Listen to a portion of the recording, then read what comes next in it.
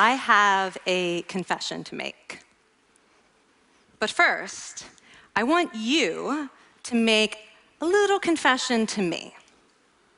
In the past year, I want you to just raise your hand if you've experienced relatively little stress. Anyone? How about a moderate amount of stress? Who's experienced a lot of stress? Yeah, me too. But that is not my confession. My confession is this: I'm a health psychologist, and my mission is to help people be happier and healthier. But I fear that something I've been teaching for the last 10 years is doing more harm than good, and it has to do with stress. For years, I've been telling people stress makes you sick. It increases the risk of everything from the common cold to cardiovascular disease. Basically, I've turned stress into the enemy. But I've changed my mind about stress, and today, I want to change yours. Let me start with the study that made me rethink my whole approach to stress. This study tracked 30,000 adults in the United States for 8 years, and they started by asking people, how much stress have you experienced in the last year? They also asked, do you believe that stress is harmful for your health? And then they used public death records to find out who died. Okay. Some bad news first. People who experienced a lot of stress in the previous year had a 43% increased risk of dying. But that was only true for the people who also believed that stress is harmful for your health. People who experienced a lot of stress but did not view stress as harmful were no more likely to die. In fact, they had the lowest risk of dying of anyone in the study, including people who had relatively little stress. Now, the researchers estimated that over the 8 years they were tracking deaths, 182,000 Americans died prematurely, not from stress, but from the belief that stress is bad for you. That is over 20,000 deaths a year.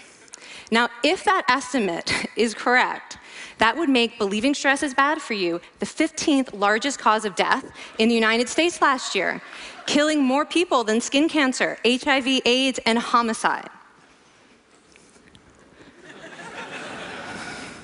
You can see why this study freaked me out. Here I've been spending so much energy telling people stress is bad for your health. So this study got me wondering, can changing how you think about stress make you healthier? And here the science says yes. When you change your mind about stress, you can change your body's response to stress. Now, to explain how this works, I want you all to pretend that you are participants in a study designed to stress you out. It's called the social stress test.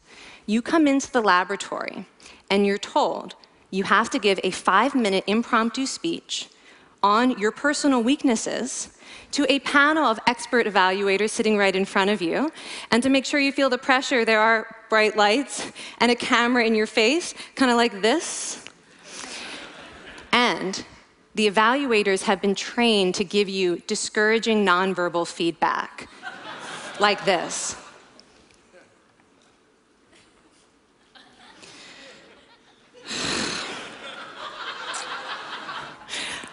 Now that you're sufficiently demoralized, time for part 2, a math test. And unbeknownst to you, the experimenter has been trained to harass you during it. Now, we're going to all do this together. It's going to be fun. For me. Okay. I want you all to count backwards from 996 in increments of 7. You're going to do this out loud as fast as you can, starting with 996. Go. Go faster. Faster, please. You're going too slow. Stop, stop, stop, stop. That guy made a mistake. We're going to have to start all over again. You're not very good at this, are you? Okay, so you get the idea. Now, if you were actually in this study, you'd probably be a little stressed out. Your heart might be pounding, you might be breathing faster, maybe breaking out into a sweat. And normally, we interpret these physical changes as anxiety or signs that we aren't coping very well with the pressure. But what if you viewed them instead as signs that your body was energized, was preparing you to meet this challenge? Now, that is exactly what participants were told in a study conducted at Harvard University. Before they went through the social stress test, they were taught to rethink their stress response as helpful. That pounding heart is preparing you for action. If you're breathing faster, it's no problem. It's getting more oxygen to your brain. And participants who learned to view the stress response as helpful for their performance, well, they were less stressed out, less anxious, more confident. But the most fascinating finding to me was how their physical stress response changed. Now, in a typical stress response, your heart rate goes up and your blood vessels constrict like this. And this is one of the reasons that chronic stress is sometimes associated with cardiovascular disease. It's not really healthy to be in this state all the time. But in the study, when participants viewed their stress response as helpful, their blood vessels stayed relaxed like this. Their heart was still pounding, but this is a much healthier cardiovascular profile.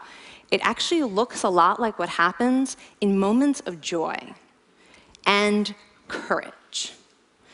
Over a lifetime of stressful experiences, this one biological change could be the difference between a stress-induced heart attack at age 50 and living well into your 90s.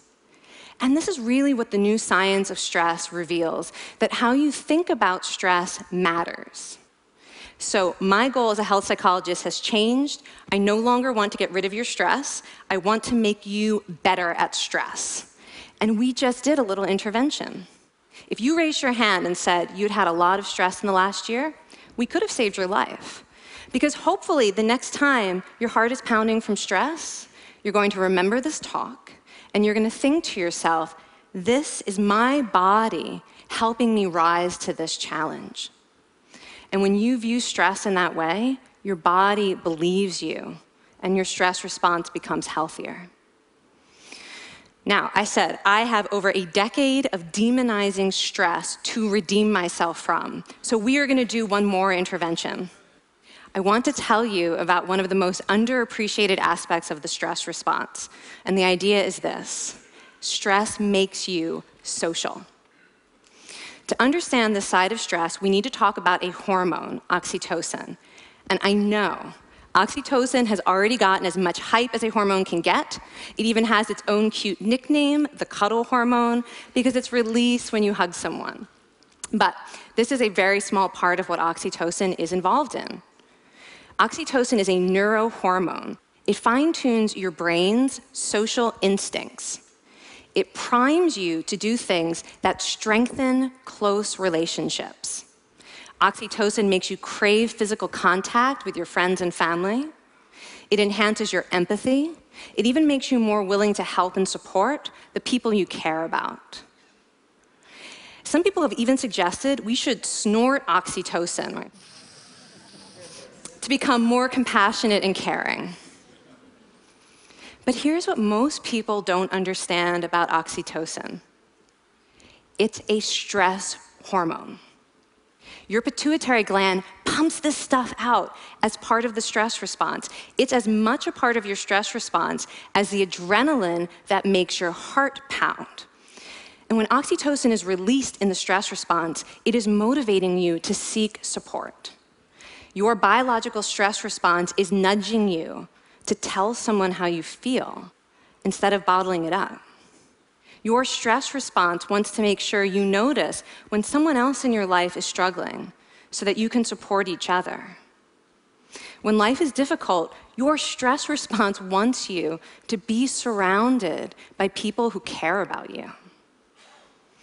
Okay, so how is knowing this side of stress going to make you healthier? Well, oxytocin doesn't only act on your brain, it also acts on your body. And one of its main roles in your body is to protect your cardiovascular system from the effects of stress. It's a natural anti-inflammatory. It also helps your blood vessels stay relaxed during stress. But my favorite effect on the body is actually on the heart. Your heart has receptors for this hormone. And oxytocin helps heart cells regenerate and heal from any stress-induced damage. This stress hormone strengthens your heart. And the cool thing is that all of these physical benefits of oxytocin are enhanced by social contact and social support. So when you reach out to others under stress, either to seek support or to help someone else, you release more of this hormone, your stress response becomes healthier, and you actually recover faster from stress. I find this amazing that your stress response has a built-in mechanism for stress resilience. And that mechanism is human connection. I want to finish by telling you about one more study. And listen up, because this study could also save a life.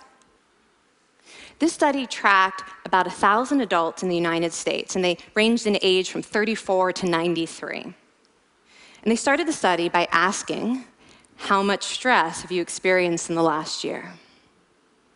They also asked, how much time have you spent helping out friends, neighbors, people in your community? And then they used public records for the next 5 years to find out who died. Okay, so the bad news first. For every major stressful life experience, like financial difficulties or family crisis, that increased the risk of dying by 30%. But, and I hope you are expecting a but by now, but that wasn't true for everyone. People who spent time caring for others showed absolutely no stress-related increase in dying, 0. Caring created resilience.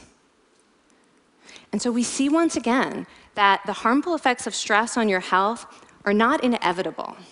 How you think and how you act can transform your experience of stress. When you choose to view your stress response as helpful, you create the biology of courage. And when you choose to connect with others under stress, you can create resilience. Now, I wouldn't necessarily ask for more stressful experiences in my life, but this science has given me a whole new appreciation for stress. Stress gives us access to our hearts. The compassionate heart that finds joy and meaning in connecting with others. And yes, your pounding physical heart working so hard to give you strength and energy. And when you choose to view stress in this way, you're not just getting better at stress, you're actually making a pretty profound statement. You're saying that you can trust yourself to handle life's challenges. And you're remembering that you don't have to face them alone. Thank you. Thank you.